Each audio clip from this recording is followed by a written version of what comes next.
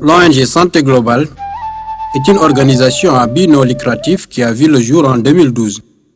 Elle a pour mission de promouvoir l'égalité de genre et le renforcement du pouvoir d'agir des femmes et des filles. Promouvoir la dignité humaine, y compris l'éducation à la santé, la citoyenneté et enfin la protection de l'environnement et de l'action pour le climat.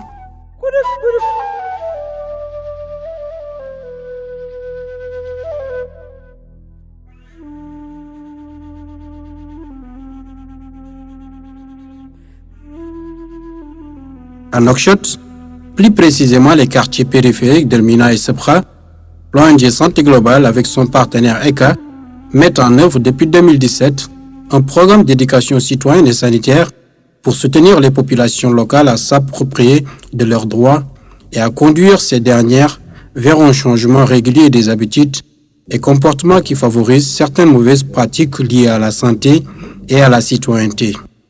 L'ONG Santé Globale a mené d'autres activités dans les deux communes pour accompagner les habitants de ces quartiers dans la prise de conscience des problèmes dont ils sont confrontés et de les orienter à la recherche de solutions à ces problèmes.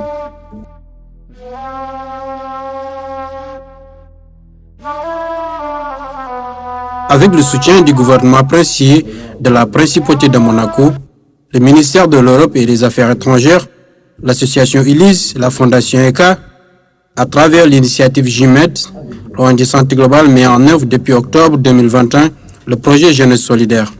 Ce projet vise la promotion de l'économie sociale et solidaire et la création d'emplois décents pour les jeunes et les femmes habitant les quartiers de Sebra et Elmina, à travers une approche participative sensible au genre pour répondre aux problèmes auxquels sont confrontés au sein de leur communauté et qui les empêchent de jouir de leur. Les populations locales vivent dans une situation d'extrême vulnérabilité et de pauvreté particulièrement préoccupante. Donc les habitants de ces quartiers périphériques de Sebra et Elmina sont la plupart du temps confrontés à des problèmes liés au manque de civisme, le manque d'éducation sanitaire, l'analphabétisme chez les femmes et les jeunes filles, mais aussi le manque d'initiative économique. D'autre part, nous avons l'accès à l'eau potable, l'hygiène, l'assainissement et même un environnement sain et agréable sont encore théoriques pour la majorité des habitants de ces quartiers. Donc, et ces problèmes ont pour conséquence d'abord la dislocation des familles, les abandons scolaires chez les jeunes, la recrudescence des divorces et entre autres des violences et des viols au sein de ces familles.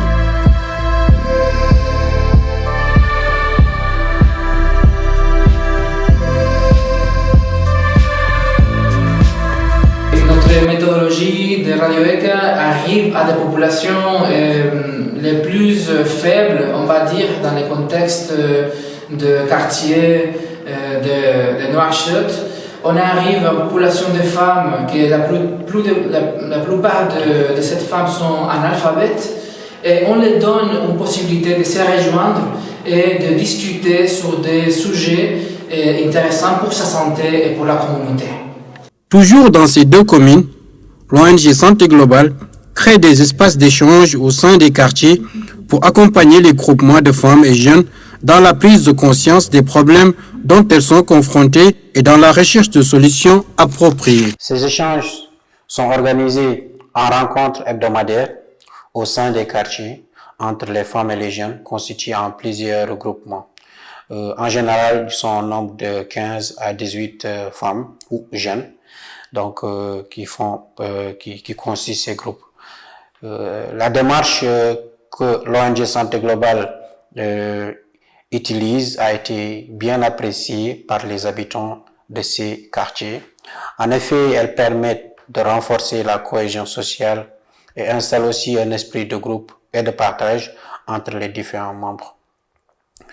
Les thèmes abordés sont entre autres l'hygiène, la santé de la mère et de l'enfant, l'alimentation ou encore les violences basées sur le genre, sans aussi oublier leur situation économique, parce que la majorité de ces femmes au sein de ces quartiers sont des femmes entrepreneuses, donc souvent elles développent des AGR ou des micro-projets qui leur aident souvent donc à pouvoir subvenir à leurs besoins.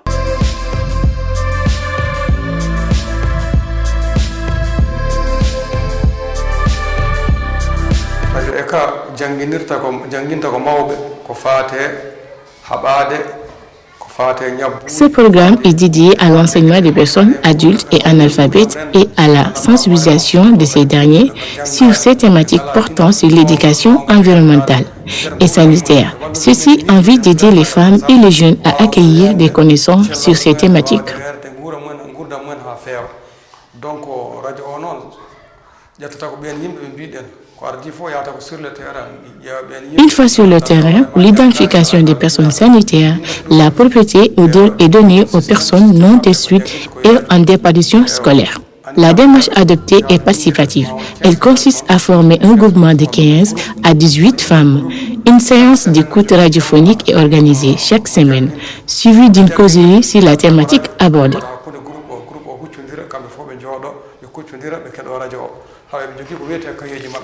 L'animatrice facilite les échanges et les causeries entre les bénéficiaires et les oriente durant toute la séance du tutorat. À travers les outils didactiques adaptés dont un chemin illustratif, la radio est préenregistrée en thème. C'est ainsi la démarche adoptée par l'ONG Santé Globale et son partenaire ECA.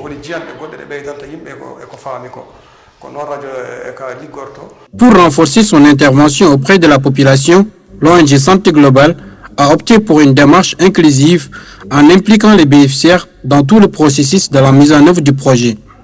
Notons qu'il aurait tout de même été difficile de réaliser les activités du projet sans l'implication des relais au sein des quartiers.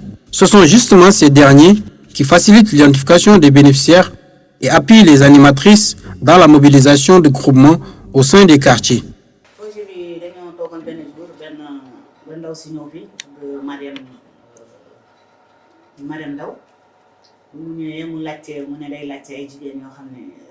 Une animatrice du projet est venue au mois de novembre me solliciter pour lui faciliter la mobilisation du groupement des femmes et des jeunes au sein de notre quartier à Bassa, afin d'avoir un entretien avec elle.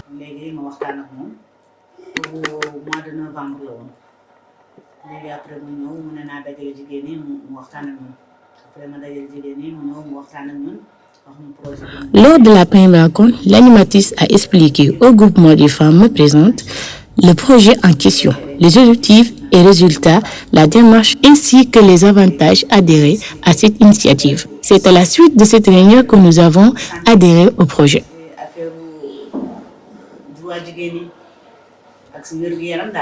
Les premières semaines ont été difficiles car les femmes n'étaient pas motivées. Certaines d'entre elles voulaient abandonner les séances de causerie car elles trouvaient que ce n'était pas important.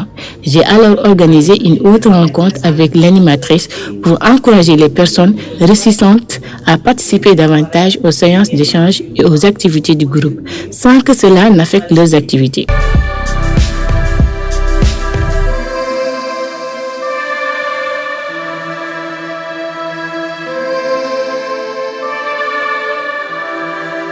Après la phase d'identification et la constitution du groupement de quartier, les animatrices du projet entrent en jeu.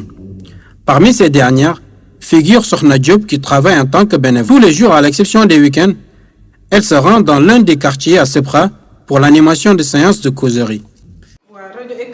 Je suis recrutée en tant qu'animatrice d'un groupe de quartier. Chaque matin, je vais en ville pour suivre une formation en couture. Je termine mes cours à 14h. Je vais chez moi pour prendre le repas. Je me prépare pour ensuite aller dispenser des séances de tutorat avec l'un de mes groupes à Elmina ou Safra. Comme vous le voyez, aujourd'hui, j'anime une séance de tutorat avec un groupe de quartier de Basra à Safra. Parfois, je me déplace dans d'autres quartiers pour suivre d'autres groupements. L'ONG Santé Globale m'a offert le privilège d'intégrer son équipe d'animateurs. L'expérience acquise dans cette animation de ces groupements de quartier m'a permis de me forger, de découvrir en moi de nouvelles potentialités et de renforcer mes connaissances.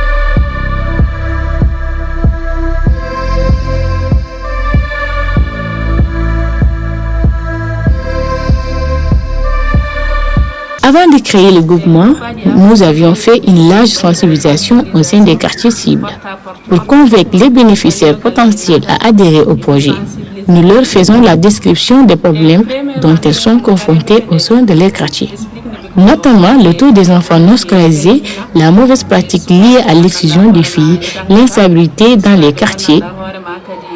Les habitants ayant participé à cet échange ont vite compris davantage d'adhérer à cette initiative. Ainsi, elles ont accepté l'implantation des séances de causerie au sein de leur quartier. Les femmes se rencontrent pour suivre les séances de causerie et d'échanges thématiques. Je m'appelle Fatih Sambasso, je suis la présidente de ce groupe numéro 3. Nous participons dans les séances de causerie instituées par l'ONG Santé Globale. La participation à ce programme a beaucoup d'avantages car nous avons bénéficié de plusieurs formations. D'autre part, tous les thèmes traités lors de ces causeries de groupement sont intéressants. Nous sommes aujourd'hui au thème 9 qui traite l'allaitement maternel, un thème d'actualité qui a beaucoup d'importance. Nous avons aussi eu à faire beaucoup d'activités de quartier.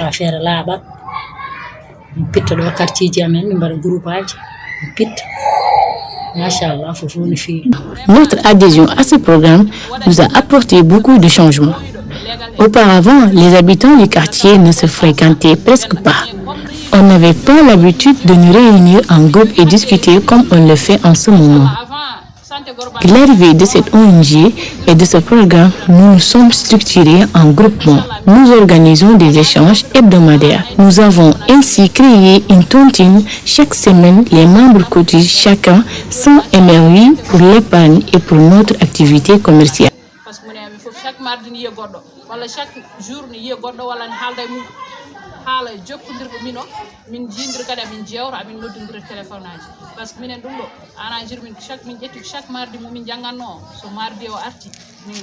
Une partie de cet argent revient à un membre du groupe et l'autre moitié est épargnée pour l'achat de diverses marchandises qui seront réparties auprès d'une commission en interne chargée de les revendre.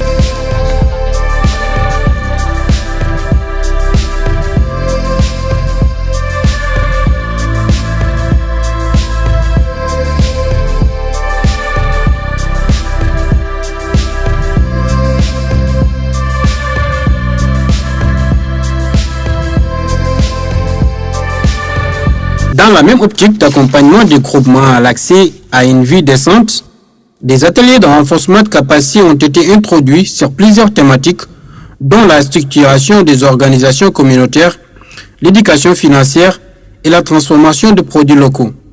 Ceci, dans le but d'accompagner les groupements de femmes et jeunes à créer des initiatives socio-économiques au sein de leur quartier pour développer leur potentialité et accéder à leur dignité.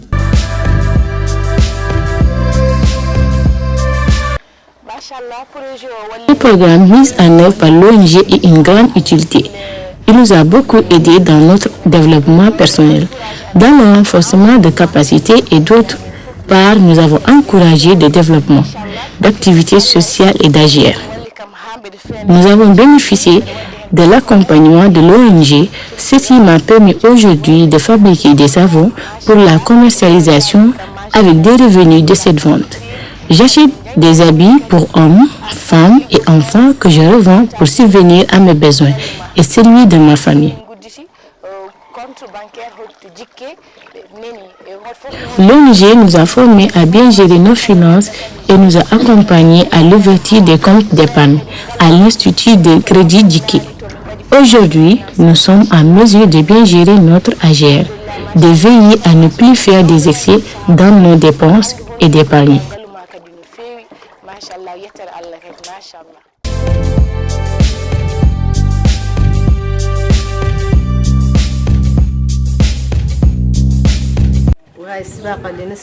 Ce tissu de teinture traditionnel appelé melahfa, je le commercialise par commande au marché auprès des grands revendeurs. Certains m'appellent et demandent à ce que je leur fasse un nombre de voiles. Ils me remettent une avance, le reste est payé à la livraison. Après la vente des voiles, j'achète des tissus et des produits pour préparer d'autres voiles. Les bénéfices, je l'épargne.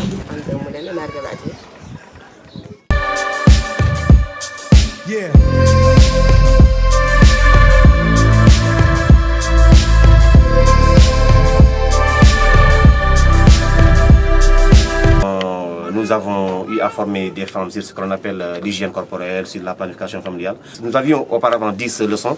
Cette année-ci, nous avons 12 leçons que nous faisons. Donc, de l'hygiène corporelle à ce qu'on appelle les violences basées sur le genre, passant par ce qu'on appelle le nettoyage, passant par l'excision, passant par plusieurs modules. Donc, l'ONG Santé Globale est là. Donc, nous faisons de notre mieux pour changer les comportements. C'est-à-dire que nous sommes là pour changer ce qu'on appelle les comportements. Dans le programme d'éducation citoyenne et sanitaire, l'ONG Santé Globale et son partenaire ECA sont parvenus, à travers une approche holistique, à instaurer un programme participatif plus adapté à la population locale qui conduit cette dernière vers une transition responsable et participative à un changement de comportement positif, de promouvoir la participation des femmes, de favoriser la solidarité au sein des quartiers, mais aussi d'encourager ces dernières à entreprendre collectivement